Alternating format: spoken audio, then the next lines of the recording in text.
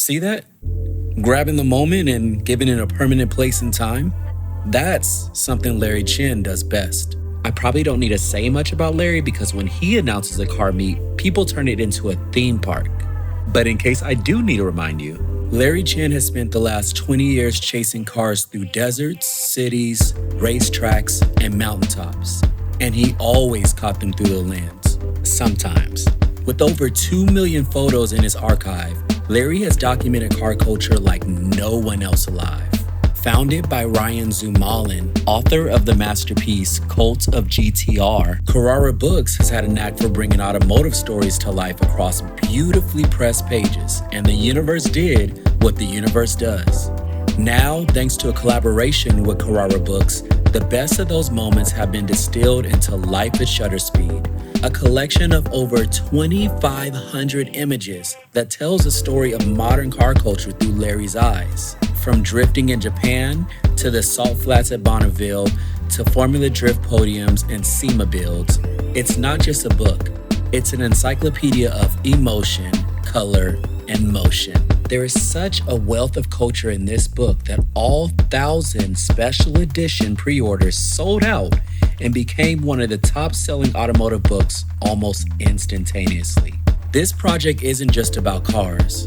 It's about capturing time itself. For builders, drivers, and fans, Larry's photos became the way the world remembers their machines. And when life at shutter speed, those memories finally get a permanent home.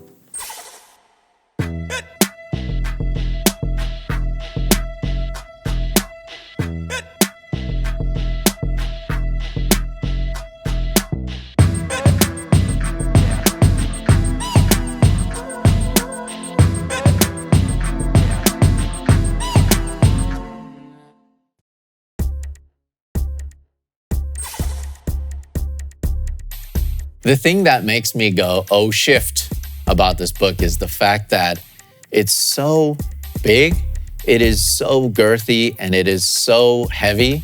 There's no other way to have this many pages in this thing that represents my life's work. I was so blown away when I picked it up for the first time.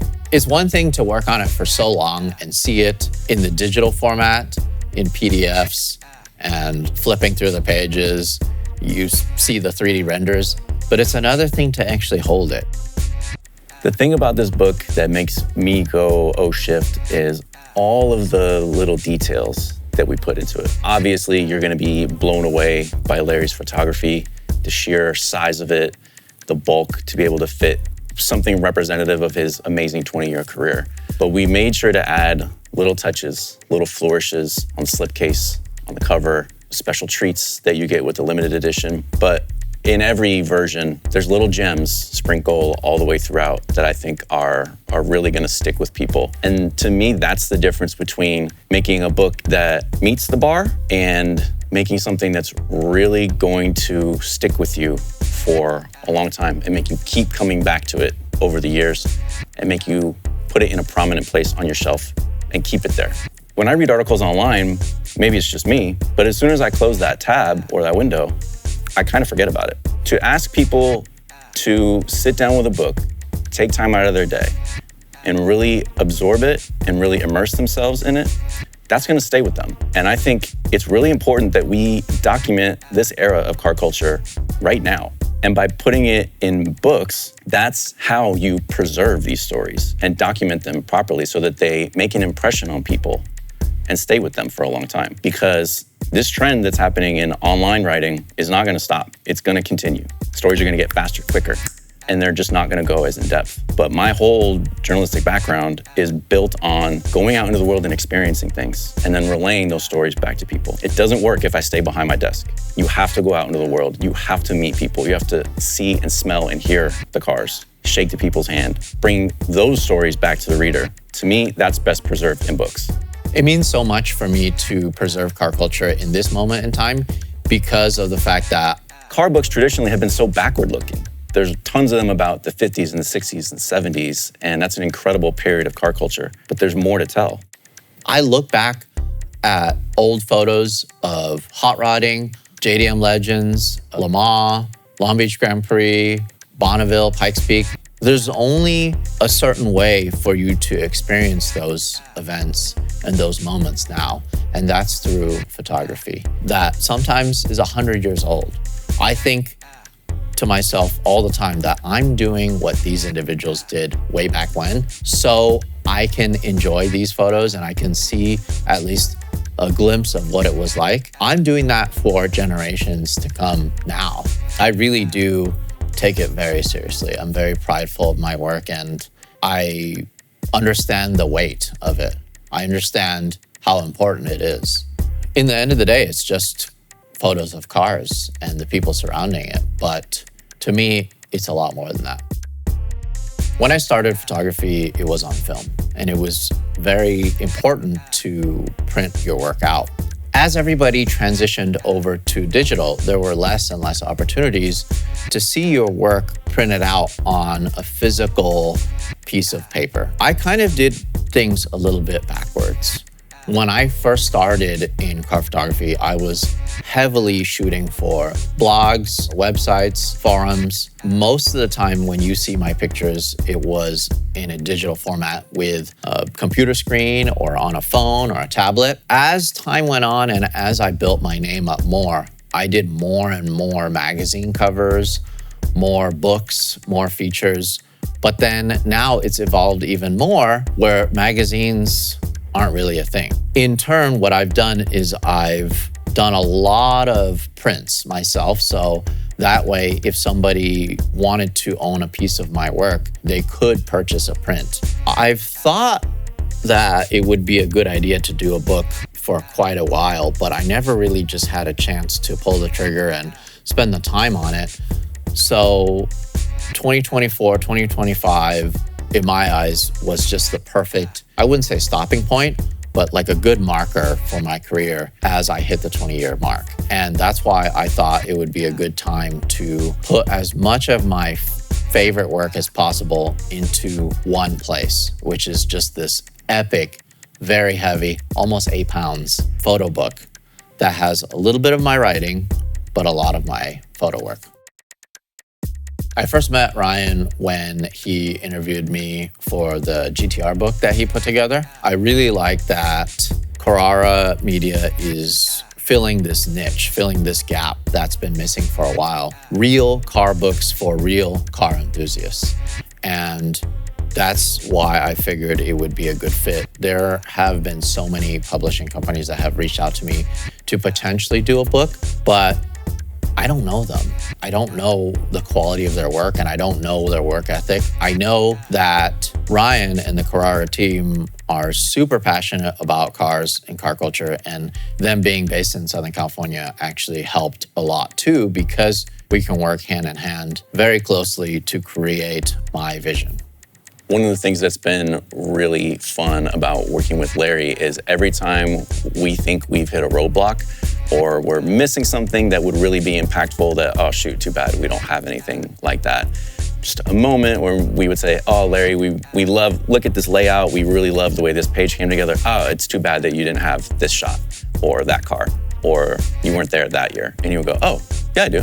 And he would go back to his computer and pull out the exact shot that we had in mind and just plug it right in if he agreed that it was helping elevate that page or that part of the project. So just his sheer amount, the breadth of his work over all this time, and his almost total recall for the shots that he does and doesn't have. It's just been a ton of fun to basically just come up with whatever dream you have for the project and to work with someone who has the ability to make it real. Luckily, it was not my job to do the narrowing down from Larry's bulk work into what was going to go into the book. That was on Larry, and it seemed like he enjoyed going through that process, so we let that be up to him. But where our role came into play was figuring out how to then organize them in a way that would build a narrative throughout the book and make sense.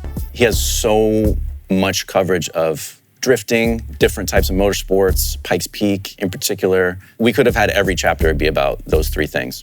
But what we wanted to do was really pull out moments or events or people who really made a difference in his career and who he wanted to give them the credit that they deserve in helping him build this career. And I'm really happy with the way that the story flows throughout the book. Even though it's a photo book, there is a lot of important narrative going on. And I'm really proud of the way that we kind of worked with Larry to bring that out. Building out this book has really opened my eyes to how my style has evolved. Because I've had a chance to dig through my photos from as early as 2004, I've just seen all the ups and downs, all of the different camera model changes, the fact that the sensors and lenses have improved, technology has improved, and of course my style has improved and changed. I think at first when I was picking up a camera, going to all these car events, it was more just about capturing the moment, telling the story, showing the scene. They weren't technically good photographs, but at least what I was capturing was interesting. The cars, the people, the scenery. As time went on, I realized I was catering my photography more towards aesthetically pleasing scenes, colors, good foreground, background blur, very good technical skill building, like shooting from car to car, shooting from the nose of my car to another car, doing remote shots. There was just such a time period of me pushing what's possible with car photography. And then as time went on even more so, I realized that I was splitting so much of my time doing video and photo. When I actually do pick up the camera now as a car photographer, I really just enjoy it so much more. And I just spend my time going back to the basics of car photography, which is me with the camera in hand, on location, with the cool car, telling these stories, not so much pushing what's possible anymore, but more just enjoying the moment. So I really treasure those times that I do get to be behind the lens. And there's a lot more to evolve over time, but who knows? I guess we'll get there when we get there. After shooting for over 20 years, it's really hard for me to pinpoint a specific image that speaks to me. Of course, there's ones that stand out. There's a lot of them, believe me, because it was actually very hard for me to narrow my life's work down to just this package of photos. It is a pretty good overall snapshot of what I've shot, but when I think about it, I just think about all of the moments. There's just so many of them. It's countless. And that's not to say that I'm not looking for new moments. That's honestly is what drives me. The fact that potentially I could get my next big shot, my next big story next week, the following week, next year, who knows? That's what I love about car photography so much. So maybe Larry doesn't have one single image that really speaks to him, but there's one that keeps coming back to me when I flip through the book. And it's not even one of the more memorable ones or big flashy ones, but it just makes me stop and pause every single time. And that's this trophy truck that was competing in the Mint 400 in Las Vegas, and they drove it down the strip to promote the race. And the way that he got this photo, it's in part of a section called Speed and Blur. To me, it's really indicative of Larry's ability to make you feel like you're standing right there. Because if you look at that photo, that truck was hauling ass. And with the way that it's blurred and the way that the chassis is like twisting and it's on the strip in Vegas, like you don't get that unless A, you're everywhere. You're there at that exact moment. You've already got it framed up. You have the skill and the ability to capture the motion and the blur and pick that one frame. I'm sure he took 50 shots of that moment. But to pick that one frame as the one that goes out into the world, it just gets me. It gets me every time. I feel like I can hear that picture. When I first laid eyes on the cover as well as the slip sleeve, I could not believe the quality and also the weight of the dummy book really blew me away. I just could not believe how heavy this book is, and it makes me happy that we put so much effort into something that is this premium, and I cannot wait for people to actually hold it in their hand, pull the book out of the sleeve, open it up. If you do have a special edition, there's a surprise in there for you, a signed print that's in the first page. There's just so much effort that we put into this thing, and there's only one time that I can show my life's work in a book for the first time. So that's also why we put extra effort into this, because it's my first real book that's all of my own work. I've had so many photo books before, but I'm just adding it to the pile, right? I'm just a little piece of it, whether it be the cover or maybe just a couple stories in the book or a couple photos or a couple chapters. But this one being all of my photos in its entirety makes me so happy. All the little details matter so much to me because it's kind of the way I've approached car photography. And honestly, it's the way that so many of these incredible builders approach building the ultimate car, their vision. It's just the little things, the textures, the stitching, the color, the fabrication, the welding, the story behind it, the ultimate search for these super rare parts, super rare wheels or steering wheel or this, that, and the other. Everything is so important. And I just wanted to have a little inkling of that feeling when it came to this photo book. It's so personal to me and it means so much to me that the car culture community has embraced me as a photographer for so long. It's amazing how welcoming everybody has been. So I just wanted to make something special for the community in this generation. I was constantly reading books about art, music, food, sports. I thought it was magical the way that writers were able to turn stories into something that were living and breathing. I decided I wanted to go into cars, and I had already had some news reporting and political reporting background at that point. So I felt like I was ready to really bring out stories and really tell fully fleshed stories about the car world. I kind of looked around and realized it wasn't being done, at least not in the way that I was used to in the books that I had read before. I felt like those other genres had gone through a revolution in writing and storytelling and the books that were being produced. And I didn't see that being done for cars. When I decided to create a publishing company, I would tell people about it, and the number one response I would get was, but car people don't read. And I thought, what a pessimistic thing to say about people. The idea that car enthusiasts aren't big readers, to me, the response is, well, have you given them a reason to be big readers? And I think if you're creating stories for those people, they'll have a reason to become big readers. I have faith, and I'm willing to bet on that. I'm a voracious reader. I just devoured things ever since I was a kid. I'm not a writer in any way, shape, or form. I don't pretend to be a writer. I've been writing for a long time, and I've just been eking by. If it were up to me, I would just say the cars look good, they're fast, they're cool, I like them. But I've been forced to write, and that's okay. Car writing is in trouble. It really is. We've seen a lot of our favorite magazines go out of business over the years. Staffs are getting cut, if not entirely laid off. I think we've kind of devalued online automotive journalism to the point where it's kind of disposable. There's tons of articles going up every day, but none of them are really going that deep. None of them are really giving me anything that's that enriching or valuable. What keeps me coming back to books is this is a way that we can reverse that trend. With this book, I was intending to not write that much, but then Ryan pushed me to write more and more and more and tell a lot of these authentic car culture stories that has happened to me that I've experienced over 20 years. So I was very glad that he was able to push me, and I can't tell you how much of the book I wrote just in transit, in the airport, in the airplane, in a shuttle. Whenever I have just a little bit of a moment to just breathe, bring out my laptop and just start banging away words, that's when I was writing. And it was flowing. It was actually flowing. My entire life, I was just terrible at getting my words out onto the page. This one was different. It was something that was a different level in terms of how much I cared about this project. It was actually easy to get all of these words out. And it was really fun for me to relive a lot of these moments through my words.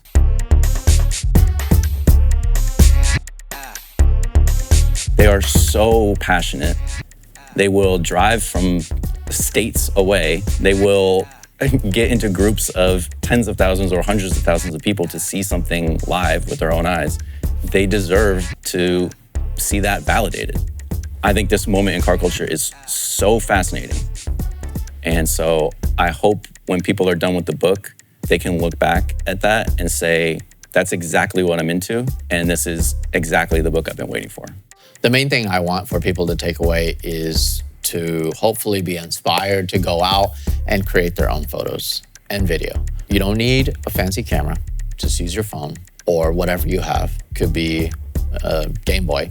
Whatever you need to use to capture images, go out there and do it and enjoy cars your own way. Heck, you don't even need to go out there and capture images. If you just want to be there and see it live and enjoy the moment for yourself, that's even better. When people are done with Larry's book, they've looked through every page, they've finished the final chapter, and they close that back cover, I want them to come away feeling like they were seen, like they are represented in those pages. They saw themselves, or they could put themselves there in that moment.